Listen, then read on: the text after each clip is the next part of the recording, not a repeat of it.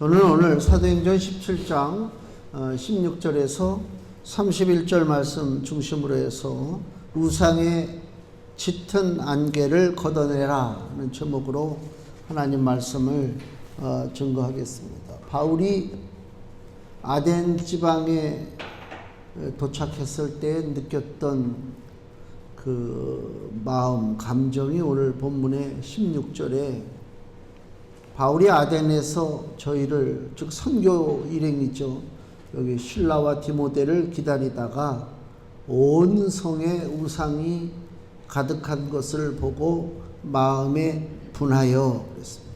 아덴은 지금의 이제 그리스의 아테네인데, 우리가 그리스 그러면 생각나는 게 뭐가 있어요? 파르테논 신전, 그 다음에 무슨 뭐 신들 모습 조각해 놓은 거 있잖아요. 그러니까 완전히 거기 우상의 나라, 우상의 도시가 바로 아덴이라고 하는 데다. 바울이 아덴에 가서 봤을 때, 야, 경치가 너무 좋다, 그리스야. 그냥 지중해 바다도 너무 아름답고 여기서 좀 살아야 되겠다, 그런 마음이 아니고, 믿음의 사람들은요, 좀 믿음의 시각을 가지고 좀 볼 수 있는 그 자세가 필요해요. 세상 사람과 똑같으면 안 돼. 물론 아름다운 건 아름답고 멋있는 건 멋있는 거지만, 그래도 그 아름다움의 바탕에 뭐가 있는지 정도는 좀 알아야죠. 가끔 가다 이렇게 TV에 여행하는 프로들 나오잖아요. 그러면 막 외국에까지 가서도 뭐 절간 찾아가고, 뭐 어디 찾아가고, 뭐 멋있다고 그러고, 막 우상 따라서 움직이는 사람들이 많단 말이에요. 한량없이 불쌍하고, 하나님이 얼마나 그 인생을 하나님께서 이쁘게 보지 않는지 그걸 안다면, 그렇게 쉽게 무슨 뭐 절간 찾아가고 어디 이상한 데 찾아가가지고 뭐 감탄하고, 온 도시에 무상이 가득 찼어요. 일본 가신 분들은 알겠지만은, 일본에 가면은 마을마다 신사가 있어요. 그건 절이 아니에요. 또 틀려요, 약간. 그래서 곳곳에 신사가 있어가지고, 뭐 재물을 섬기는 신, 그 다음에 전쟁터에 나갔을 때 무사히 싸워서 이기고 돌아오게 하는 신, 뭐 무슨 신, 그 다음에 씨름의 신도 있어요. 심지어는 씨름의 신, 무슨 신, 아주 곳곳에. 그러니까 살아가는 모습은 우리하고 비슷해, 그죠? 뭐 일본이나 중국이나 우리나. 근데 종교적인 것을 딱 들여다보면, 우리하고는 비교할 수 없을 정도로 하나님 앞에서 지금 범죄적인 그 모습으로 살아가고 있다. 대한민국은, 우리도 물론 많이 우상화가 됐죠, 한국도. 그러나 일본같이 그러진 않잖아요. 한국 사람들이 일본에 갔을 때, 이야, 뭘 먹을까, 뭘 마실까, 이것만 바라본다면 이건 좀 너무 1차원적인 생각이고, 그 영적인 것을. 저도 신사 가봤어요. 밤에 가봤어요. 낮에 가는 신사하고 밤에 가는 신사가 틀려요. 밤에 신사를 가봤어요. 내가 그때 갔다 와서 그 얘기 하지 않았어요? 내 뒷머리 잡아당겼다고? 알고 보니까 그게 사람이 잡아당긴 게 아니고 나뭇가지에 내 머리가 걸린 거를, 뭔가 분위기가 으시시한 게, 그 기운이, 그런 게 있단 말이에요. 눈에 보이는 게 전부가 아니죠. 영적 세상이 있단 말이에요. 그 영적 세상이 하나님을 믿고 의지하는 사람들의 삶 속에는 그 영적인 기운이 생명의 기운이죠. 하나님의 기운은 생명의 기운이란 말이에요. 근데 우상을 섬기는 사람들의 삶 속에 나타나는 영적인 기운은 사망의 기운이란 말이에요. 그거를 모르고 사는 거예요. 누구는 생명 가운데 살고, 누구는 사망 가운데 살아요. 똑같은 옷을 입고 똑같은 말을 하고 똑같은 음식을 먹으니까 똑같은 인생이라 천만의 말씀이요. 완전히 바뀐다니까. 걸어가는 길이 틀리단 말이에요. 사망의 기운을 받고 사는 인생과 생명의 기운을 받고 사는 인생이 똑같이 살아갈 수가 없어요. 불쌍하잖아요. 우리가 봤을 때, 그러니까 크리스찬이 세상에 헛된 걸 바라보고 부러워해도 안 되고, 그죠? 모방해도 안 돼. 오히려 세상에 헛된 걸 부여잡고 사는 사람들이 하나님의 자녀들을 부러워하고 하나님의 자녀들의 사는 방식을 따라가려고 애쓰게 만들어야 되는데 지금은 그러지 아니하고 오히려 우리가 세상을 따라간다. 그게 이제 문제죠. 하여튼 간에 거짓된 종교 우상은요, 우리에게 심각한 해를 가져다 주는데, 이걸 한마디로 우상이 우리들에게 가져다 주는 심각한 폐해, 우상이 우리들에게 가져다 주는 이 위험한 것, 이걸 어떻게 표현할까 고민을 했는데 딱 생각이 나더라고. 뭐가 생각이 나냐면, 제가 꽤 오래전에 베이징에 가서 거기 신학교에서 강의를 하고 이제 다시 토요일날 아침인가 이 인천공항으로 돌아와야 되잖아요. 비행기를 타고.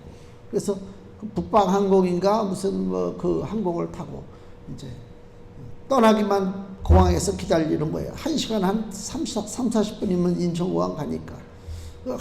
정말 이제 긴장이 풀렸지. 일주일 내내 긴장하고 있다가 이제 서울로 돌아가는 비행기를 타니까 마음이 탁 풀어지니까 잠이 막 쏟아지잖아요.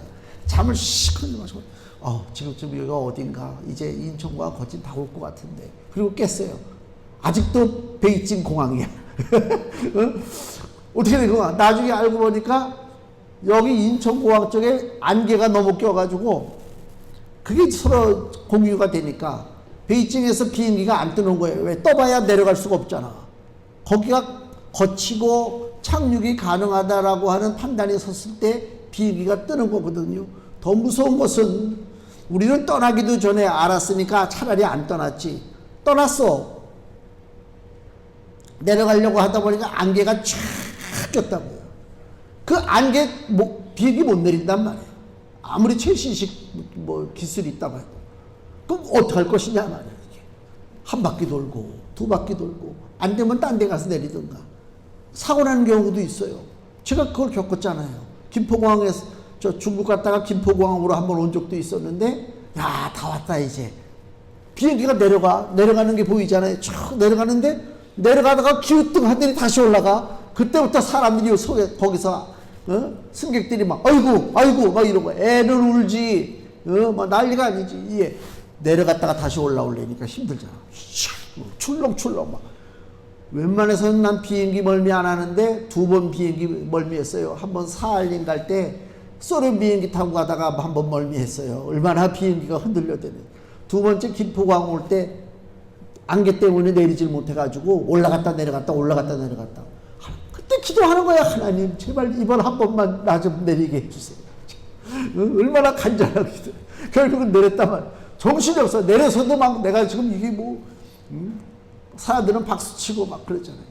이게 무슨 얘기냐? 우상이라고 하는 것이, 우상의 존재가 우리 인생에게 짙은 안개와 같다. 비행기가 떴다가 목적지에 내려야 돼요. 그렇죠? 안 내리면 큰일이야. 중간에 머무를 수가 없어요. 연료는 다 해가지 내릴 때는 없지. 그럼 어떻게 해? 죽는 거밖에 없잖아. 우상이 똑같아요. 우리 인생에 짙은 안개가 꼈다니까. 내가 목적지를 향해서, 내 인생의 최종 목적지를 향해서 그걸 성취해야만 그 인생이 성공한 인생이야. 이 땅에서 아무거나 많은 것을 누리고 살고 큰 소리 치고 사람들이 부러워하고 다 소용없어. 마지막에 인생의 목적지, 하나님께서 정해주신 그 공항에 내가 잘 내려야 되는데, 내 인생 속에 이때까지 살아온 것이 뭐냐? 우상과 함께 살았단 말이에요. 우상과. 그때는 몰랐지. 우상과 함께 사는 것이 이렇게 심각한 결과가 올 줄은. 짙은 안개가 낀 거예요. 우상의 짙은 안개가. 내려야 되는데 어떻게 한다고요? 못 내리는 거야. 그게 우상의 짙은 안개입니다. 참 무서운 거예요. 그 생각이 딱 나더라. 우리 인생에게 주어진 최대 과제가 뭐냐? 오늘 본문에 27절 말씀 보세요. 이는 사람으로 하나님을 혹 더듬어 찾아 발견케 하려 하심이로되 그는 우리 각 사람에게서 멀리 떠나 계시지 아니하도다. 인생의 마지막 최종 목적이 뭐라고요? 하나님. 하나님이 빠지면 그 인생은 무너지는 거예요. 무너진다니까요. 그 무슨 게임하는 거 있잖아요. 나무떼기 쌓아놓고 하나씩 뽑는 거 있잖아요.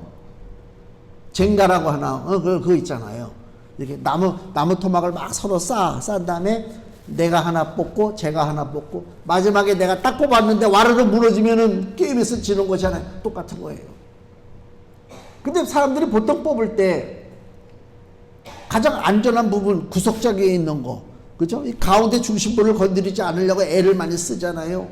우상은 뭐냐? 우상은 내 인생의 중심부에 들어와 있다니까, 나도 모르게. 그래서 하나님께서 가장 미워하는 게 우상 세력인데, 그 우상 세력을 하나님께서 마지막에 심판하시고 제거하실 때 그것이 내 중심에 있었다면 내 인생은 어떻게 된다고요? 무너지는 거야. 어쩔 수가 없어요. 발버둥 치고 무너질 수밖에 없다. 그러니까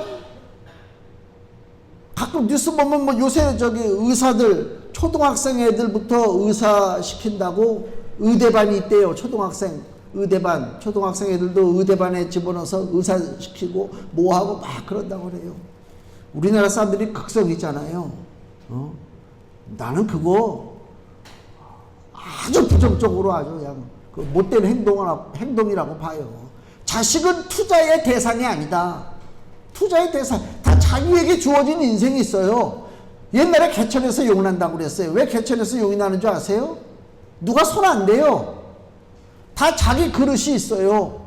야, 막 들들 볶는다고 되는 게 아니라니까. 자기 그릇대로 살다가 보니까 개천에서 용도 나는 거예요. 지금은 자기 그릇대로 살려고 하질 아니하고 다 계획을 해. 모든 것을 자기 자식의 인생을 처음부터 마지막까지 계획을 세워가지고 글로 몰아넣으니까 개천에서 용 날 수가 없어. 이제는 왜? 계획을 세우려면 개천이 될 수가 없기 때문에 그래.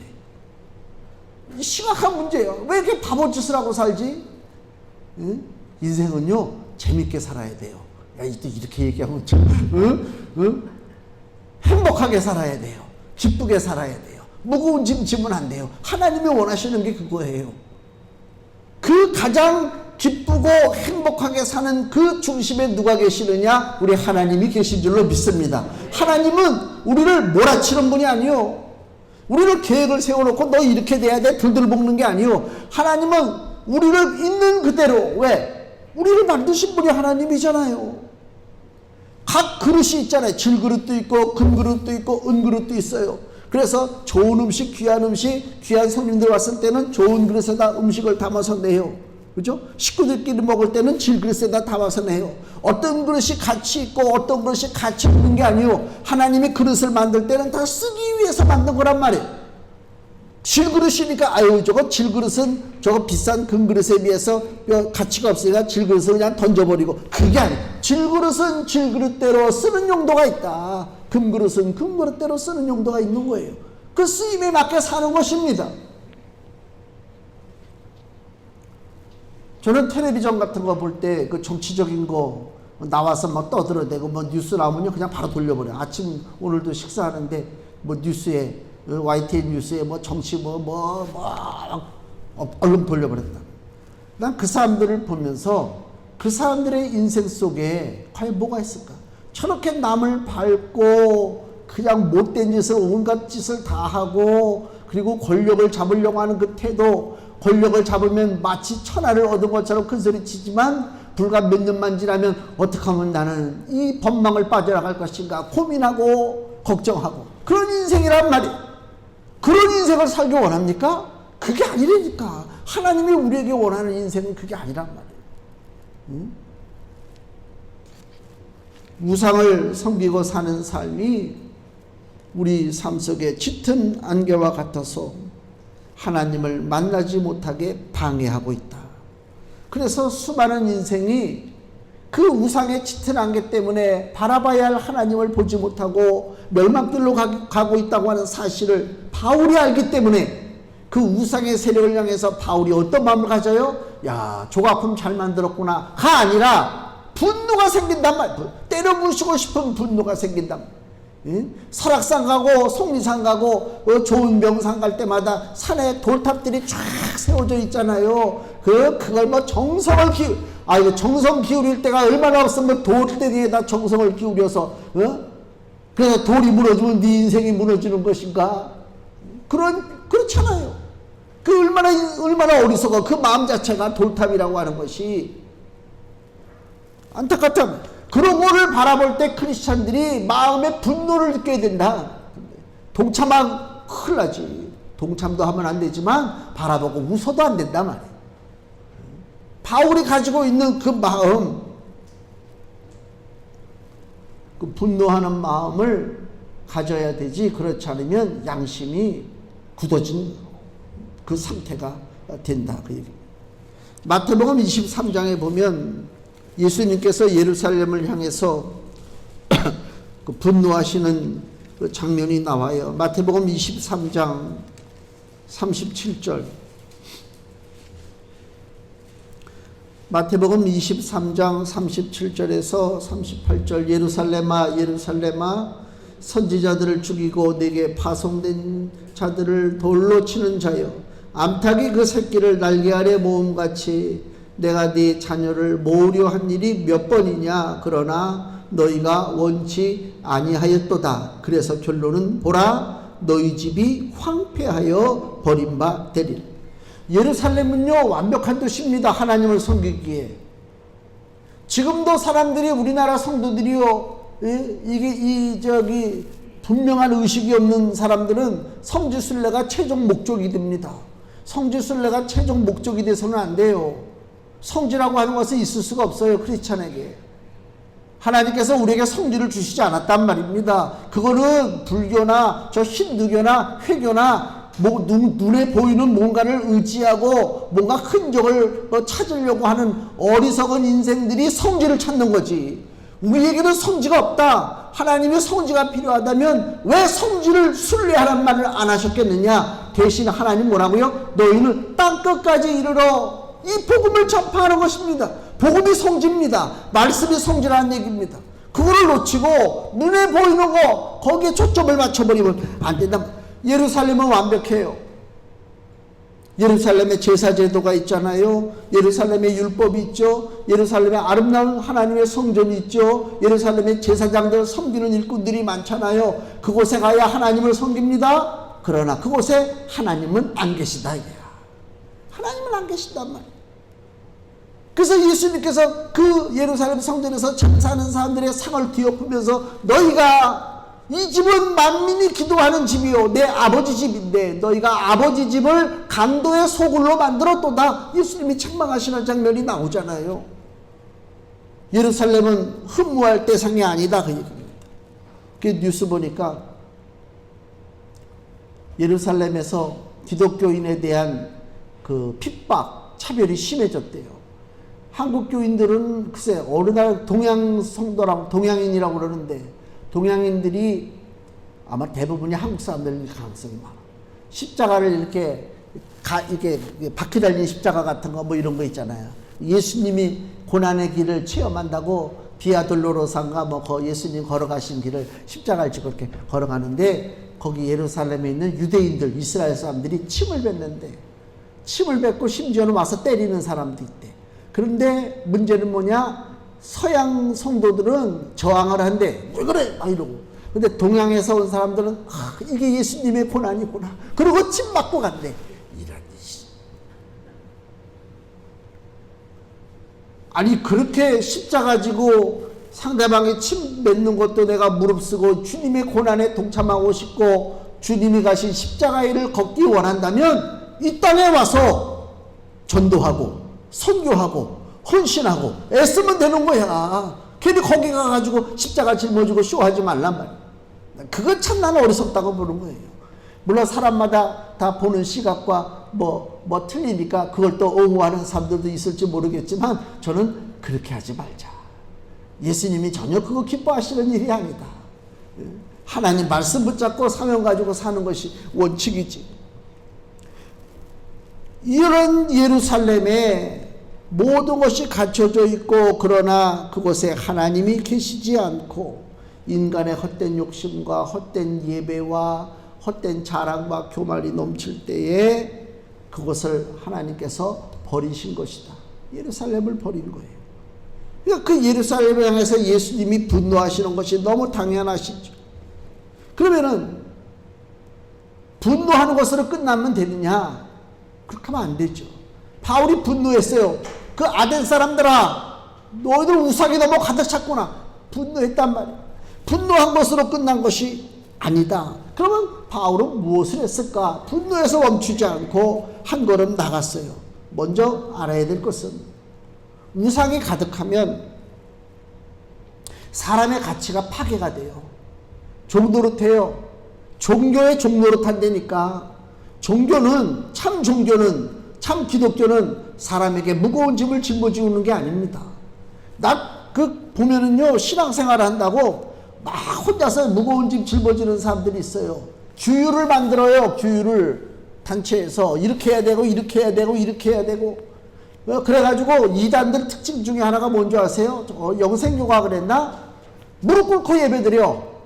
아니 그 허리도 아프고 무릎도 안 좋아 죽겠는데 그 여기 편한 의자에 앉아서 예배드려야지 왜 무릎 꿇고. 그래야 뭔가 될 것 같아.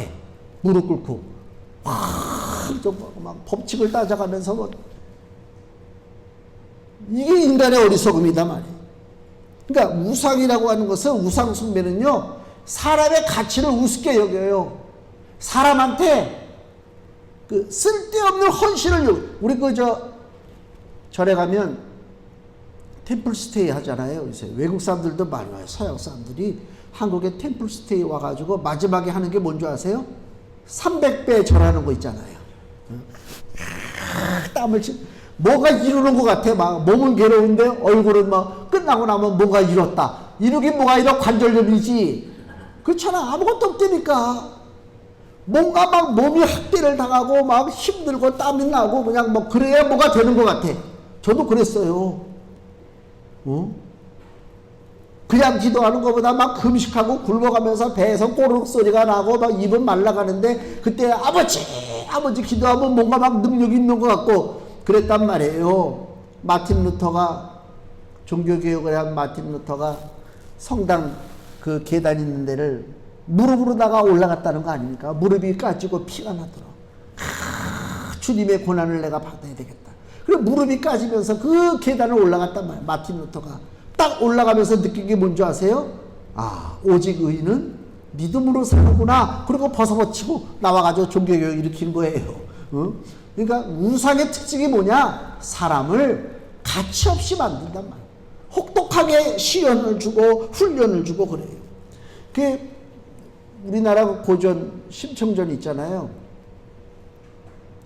심청의 아버지 심학교가 눈이 멀었잖아요. 근데 딸은 효녀야. 아버지 눈을 어떻게 눈을 뜨게 해야 되고 아버지를 잘 봉양을 해야 되는데 가난해서 먹고 살 것이 없어. 들리는 소문에 중국의 상인들이 배 타고 서해를 지나가다가 풍랑을 만나면 거기서 사람을 집어 던진다. 그 인당수요. 그죠? 15세 정도의 그 처녀를 물에다 던지면 이 출렁이는 그 파도가 잔잔해지고 무사히 항해를 할 수 있다. 그 얘기를 듣고 거기 찾아가서 나를 거기에 써주시오. 그 대신 대가가 얼마? 공양미 300석. 그거 아닙니까? 그래서 결국은 그 스토리가 뭐예요? 가가지고 파도 치는데 심청이를 물에 던진 거 아닙니까? 뭐 연꽃이 받았다고 그러던가 뭐 설하는 그런 거. 그런 설화를 통해서도 우리가 느끼는 게 뭐냐? 사람의 생명에 가치가 없어요. 가치가 없다니까. 이게 심청이 하나로 끝나는 게 아니에요. 이건 반복적인 거예요.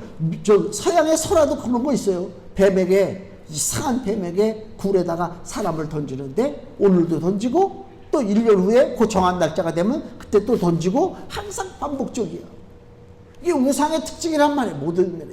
사람의 생명을 우습게 여기고 사람의 가치를 손상시키고. 그래서 그들의 신은 뭐냐? 사람이 아첨하고 헌신하고 뭔가 수고하고 그러면 그 신이 분노하다가 가라앉는다. 이게 우상이란 말이에요.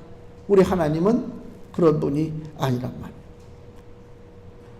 바울의 우상이 넘치는 세상, 생명의 가치를 무시하고 헛된 썩을 것에 가치를 두는 세상, 즉 이 땅에 사는 사람들은 돈이 최고, 욕망, 성공, 쾌락, 뭐 이런 거 아닙니까? 그게 다 전부 아닙니까? 그래서 마약이 늘어나고 사건 사고가 생기고 술 먹고 운전하지 말라고 해도 음주운전 계속 나타나고 안 사라져요. 마약도 안 사라지고 음주운전도 안 사라져요. 왜? 그것이 인생에게 쾌락을 주니까. 거기서 못 벗어난단 말이에요, 지금. 그런 인생들에게, 우상에 빠져있는 인생들에게 바울이 어떻게 하느냐. 오늘 본문에 17절, 18절 말씀 보시면 회당에서는 유대인과 경건한 사람들과 또 저자에서는 또 시장에서는 날마다 만나는 사람들과 변론하니 복음을 전하는 거예요. 어떤 에비구레오와 스도이고 철학자들도 바울과 쟁론할세 혹은 이르되 이 말장이가 무슨 말을 하고자 하느냐 하고 혹은 이르되 이방신들을 전하는 사람인가 보다 하니 이는 바울이 누굴 전해요? 예수와 또 몸의 부활 전함을 인함이로라. 아덴의 우상이 가득 찬 걸 보고 진노했어요. 그리고 바울이 결정한 게 뭐라고요? 예수의 부활을 전하는 것이다, 그 얘기입니다. 그거밖에 없어요. 설득한다고 되는 게 아닙니다. 복음을 전하는 것입니다. 예수님은 25절 상반부 무엇이 부족한 것처럼 사람의 손으로 섬김을 받으시는 것이 아니니, 우리 하나님은 사람의 손으로 섬김받는 것이 아닙니다. 사람에게 두려움을 주고 무엇을 뺏어가는 엉터리 신이 아니라 그 얘기요. 그럼 25절 하반부에 뭐라고요? 이는 만민에게 생명과 호흡과 만물을 친히 주시는 자이심이라 그랬습니다. 이게 복음입니다. 이걸 복음이라고 바울이 지금 외치는 것입니다. 이러한 만민에게 생명과 호흡과 만물을 주시는 하나님의 복음을 전할 때에 우상의 안개가 사라지게 된다, 그 얘기입니다. 그래서 다시 22절로 보면 바울이 그들 아레오바고라고 하는 그 공식적인 모임에 가서 거기서 설교하는 내용입니다. 바울이 22절에 아레오바고 가운데 서서 말하되 아덴 사람들아 너희를 보니 범사에 종교성이 많도다 그랬습니다. 좋은 말로 표현한 거예요. 쉽게 얘기하면 너희들은 미신적이구나. 너희들은 영혼이 도적당하고 있구나. 즉 그 얘기요. 종교성이 많다는 얘기가 매사에 늘 너희들은 두려움에 눌리고 있구나. 즉 그 얘기요. 눈치 보고 사는 인생이란 말이에요.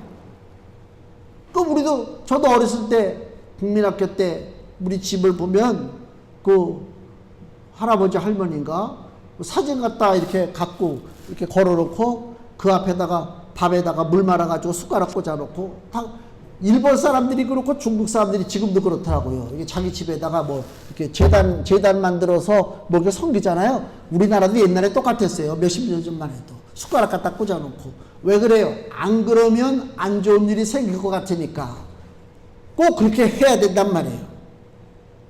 눈치를 봐야 돼요. 자유함이 없어요. 우상을 섬기다 보니까 늘 벌벌 떨고 있단 말이에요. 오죽하면 23절에 내가 들어다니며 너희 위하는 것들을 보다가 알지 못하는 신에게라고 새긴 단도 보았으니, 알지 못하는 신, 혹시라도 그들이 예배드리고 제사하는데 어떤 신을 빠뜨려 놓으면 저주받을까봐 알지 못하는 신이라고 하는 단도 만들어 놓고 지금 제사한다, 그것입니다. 그들에게 바울이 뭐라고 외치느냐? 23절 하반부에 그것을, 그런즉 너희가 알지 못하고 위하는 그것을 내가 너희에게 알게 하리라. 너희들이 뭔가 빠뜨린 것 같지? 지금 각종 우상을 섬기고 있는데 뭔가 하나 빠뜨린 것 같지? 맞아, 빠뜨렸어. 그 빠뜨린 신이 참신인데 그분이 누구냐? 내가 오늘 너희에게 알게 하리라. 즉 그 말씀하는 거예요. 그게 너희를 휘어싸고 있는, 감싸고 있는 안개에 짙은 것을 오늘 내가 걷어지게 하겠다. 즉 그 얘기를 하고 있다, 그 얘기입니다. 우리가 섬겨야 할 하나님은 어떤 분이신가? 바울이 얘기합니다. 24절에 우주와 그 가운데 있는 만유를 지으신 신께서는 천지의 주제시니, 우리 하나님은 어떤 하나님이라고요? 온 우주 만물의 창조주가 되신다, 그 얘기입니다. 창조주가 된다는 얘기는 우리 하나님은 세상보다 광대하다는 거예요. 넓다는 거예요. 광대. 아니 쉽게 얘기하면 내가 이 컵을 만들었다. 컵이 커, 내가 커. 내가 크지. 내가 이걸 만들었다고 해서 이 컵을 가지고 황 목사님 그러면 이게 뭐가 돼? 이게 우상이 되는 거죠. 하나님이 나무를 만들었어요. 근데 사람들이 나무를 섬겨. 나무, 신령한 나무. 있을 수가 없죠. 하나님이 태양을 만들었어요. 사람들이 뭘 섬겨? 태양을 섬겨. 태양은 하나님을 담을 수가 없어. 하나님을 표현할 수가 없다, 그 얘기예요. 그러니까 하나님은 광대하시기 때문에 이 땅에 있는 것으로는 하나님을 표현할 방법이 없다. 이스라엘 백성들이 애굽에서 나와서 하나님의 법을 시내산에서 받고 있는데 모세가 시내산에 올라가서 40일 동안을 있었어요. 그때 이스라엘 사람들이 모세 형 아론에게 뭘 주장해요? 야, 모세는 죽은 것 같다. 야, 빨리 우리를 위해서 신을 만들어라. 즉 백성들이 주장합니다. 아론이 뭐라고 그래요? 야, 너희들 금붙이 다 가져와. 그래서 그 금붙이 가져다가 녹여가지고 송아지 형상을 만들면서 하는 얘기가 출애굽기 32장 2장에 이것이 너희를 애굽에서 인도한 신이니라. 눈에 보이는 거예요. 눈에 보이는 거. 사람들은 눈에 보이는 거에 초점을 맞춰요. 미국의 대선이 얼마 안 남았잖아요. 지금 기울었다고 그래요. 내가 여기서 누굴 지지할 수는 없지. 나는 뭐 미국 가서 투표할 사람이 아니니까. 근데 뭐 때문에 사람들이요 지금 게임이 끝났다 뭐 지지 뭐 왜 그런지 아세요? 한쪽은요 총 맞고도 그냥 막 이러지. 막 한쪽은요 걷는데 걷다가 쓰러질 것 같아. 눈으로 보는 게 판단이에요. 사람은 항상 눈으로 본다니까요. 그 사람의 속, 그 사람이 가지고 있는 이념, 가지고 있는 무슨 뭐 철학, 사상, 그건 나중 문제야. 그래서 정치인들 문제, 정치하는 사람들 보면요 무조건 세게 해, 막 거칠게 해. 그래야 자기 편들에게 먹히니까 그렇다. 눈에 보이는 거 가지고서는 하나님을 담아낼 수가 없습니다. 아론의 금송아지가 그거잖아요. 그까지 송아지 하나 만들어 놓고 이것이 너희를 애굽에서 인도한 신이다. 있을 수가 없는 일이란 말이에요. 눈에 보이는 것. 그 중세시대에 성당을 만들잖아요. 교회를. 얼마나 화려하게 교회를 만듭니까? 교회를 화려하게 만들어서 뭘 보여주려고 그래요? 하나님의 신령함, 하나님의 거룩함, 하나님의 신비로움, 이것을 교회를 통해서 보여주려고 그런단 말이에요. 하나님의 신령함, 하나님의 거룩함, 하나님의 은혜로우심은 건축물에 머물러 있지 않아요. 사람의 손으로 지은 전에 계시지 아니하시고 그랬잖아요. 근데 오늘도 똑같아요. 하나님을 뭔가 성도들에게 보여야 되는데, 하나님을 이 백성들에게 좀 나타내야 되는데 나타날 방법이 없어. 그러니까 뭔가 신령한 분위기를 연출하고 거룩한 분위기를 연출하고 교회를 그렇게 꾸민단 말이에요. 스테인드 글라스도 만들어 놓고 그렇게 꾸민다. 강단도 그렇고 꾸민단 말이에요. 왜? 그래야 사람들이 거룩한 것 같으니까. 십자가를 만들어 놓고 십자가에서 큰 은은한 빛이 쫙 비치게 만들어 놔. 그리고 그 예배실에 들어가면 주님의 은혜의 빛이 나에게 비치는구나. 그리고 기도한단 말이에요. 그게 아니라니까요. 하나님을 세상에서 담아낼 그릇이 없습니다. 하나님은 창조주가 되십니다. 그렇기 때문에 하나님이 이 시대에 우리에게 뭘 주셔요? 말씀을 주시는 거예요. 성경을 주시는 거예요. 말씀을 통해서 역사하신다. 즉 그 얘기입니다. 그리고 하나님께서 25절 하반부에 가장 중요한 것을 주시는데 만민에게 생명과 호흡과 만물을 친히 주신다. 그 얘기입니다. 세상 살아가는데 뭐가 필요해요? 의식주가 다 필요하잖아요. 가장 우선적인 게 뭐냐? 생명과 호흡입니다. 이것이 우리에게 있지 아니하면 천하의 많은 것을 가지고 있다 하더라도 그것이 무슨 소용이 있어요? 무슨 소용이 있어요? 생명과 호흡이 이것이 가장 소중한데 그 생명과 호흡을 누가 주시느냐? 우리 하나님이 주장하고 계시는 것입니다. 그래서 시편 146편 3절 4절에 방백들을 의지하지 말며 도울 힘이 없는 인생도 의지하지 말지니 그 호흡이 끊어지면 흙으로 돌아가서 당일에 그 도모가 소멸하리로다. 호흡이 끊어지면 끝나는 거란 말이에요. 유일한 게 뭐라고요? 우리가 의지해야 할 존재가 시편 146편 5절에 야곱의 하나님으로 자기 도움을 삼으며 여호와 자기 하나님에게 그 소망을 두는 자는 복이 있도다. 아멘. 하나님께 소망을 두고 사는 것이 소중합니다. 바울이 아덴 사람들에게 외친 마지막 말씀이 뭐냐? 31절 말씀입니다. 이는 정하신 사람으로 바로 예수 그리스도십니다. 정하신 사람으로 하여금 천하를 공의로 심판할 날을 작정하시고 이에 저를 죽은 자 가운데서 다시 살리신 것으로 모든 사람에게 믿을 만한 증거를 주셨습니다. 쉽게 얘기하면 죽은 자는 심판할 수 없어요. 하나님은 심판주로 이 땅에 오시는데 죽은 자는 산 자를 심판할 수가 없습니다. 그렇잖아요. 죽은 자는 죽은 자도 심판 못하거니와 산 자도 심판 못해. 심판주가 되신다는 얘기는 지금도 살아계셔야 되는데 그 지금도 살아계심을 보이기 위해서 우리 하나님 아버지가 아들 독생자 예수 그리스도를 죽음에서 살려주셔서 부활의 능력을 입혀주셨다. 그 예수가 이 땅에 심판자가 되신다, 그 얘기입니다. 그분만이 산자와 죽은 자의 심판자입니다. 그래서 디모데후서 4장 1절에 하나님 앞과 산자와 죽은 자를 심판하실 그리스도 예수 앞에서 그의 나타나실 것과 그의 나라를 두고 엄히 명하노니. 자, 바울이 복음의 진리를 외쳤어요. 우상의 짙은 안개를 다 걷어내는 것이라, 그 얘기입니다. 그러면 우리도 역시 이 땅에 예수님의 제자된 모습으로 살아가고 있습니다. 예수님은 창조주가 되시고 우리에게 생명과 호흡을 주시고 이 땅의 심판자가 되십니다.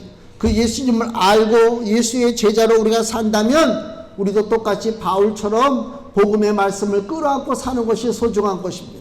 그래서 금주의 말씀 보세요. 디모데후서 4장 2절 말씀 같이 읽겠습니다.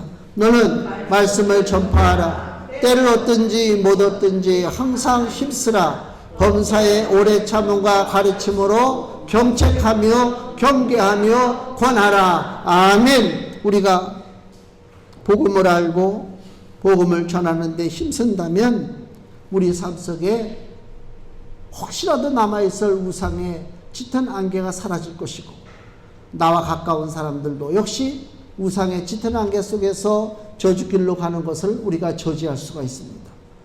예수 그리스도의 제자된 하나님의 성도들은 복되고 지혜로운 하나님의 복음의 말씀을 끌어안고 그 말씀으로 우상의 안개를 걷어내며 이 땅에 그리스도의 생명의 빛을 비추어야 하는 사명이 있는 줄로 믿습니다. 이 사명을 감당하기로 작정하고 나갈 때에 거기에 합당한 하나님의 은혜가 우리 삶 속에 주어질 줄로 믿습니다. 기도하겠습니다.